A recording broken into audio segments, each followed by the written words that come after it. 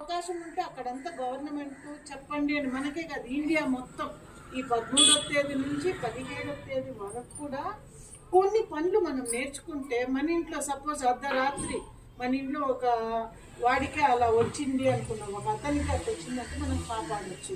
ఎలా కాపాడాలి, ఎలా నొప్పి ఉంటుంది అనేది కూడా మనం తెలుసుకోవాలి.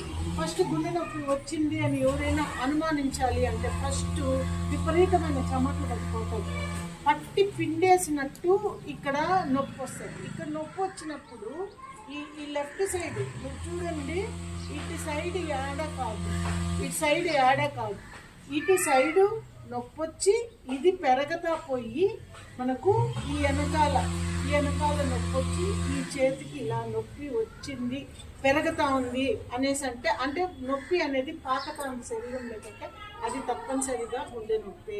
చెమట్లు విపరీతంగా పడుతుంది, అది గుండె నొప్పి. ఇప్పుడు మనం మామూలుగా కూడా మాట్లాడుతూ ఉంటాం, ఇట్లా మాట్లాడుతూ ఉంటాం మనం చాలా వీడియోలు. ఇప్పుడు అందరికీ సెల్ ఫోన్లు వచ్చేసినాయి, సినిమాలు అన్నీ పెట్టినట్టు ఈ వీడియోలు కూడా చాలా మంది పెడతా ఉంటారు, మాట్లాడుతూ ఉంటాం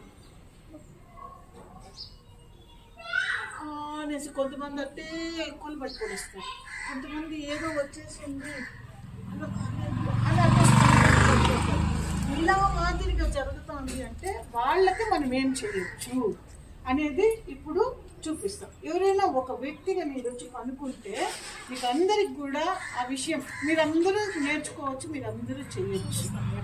అది ఎలా కాపాడచ్చో ఒకరిని చూపిస్తాం. ఎవరైనా ఒక్కరంటే రాకుండా కూడా మీరు వ్యాయామం తప్పనిసరిగా చేయాలి. ప్రతి ఒక్కరూ వ్యాయామం చేయాలి.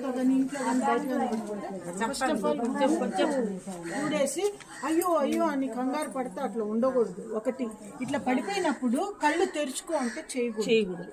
అంటే మనం చెప్పేది సైకిల్ అన్నీ తెలుస్తుంది కదా, కళ్ళు మూతలు పడిపోయి స్పర్శ లేకుండా అలా ఉన్నప్పుడు మాత్రమే చేయాలి. ఫస్ట్ మనము ఇక్కడ ఈ ఎముక ఉంది కదా,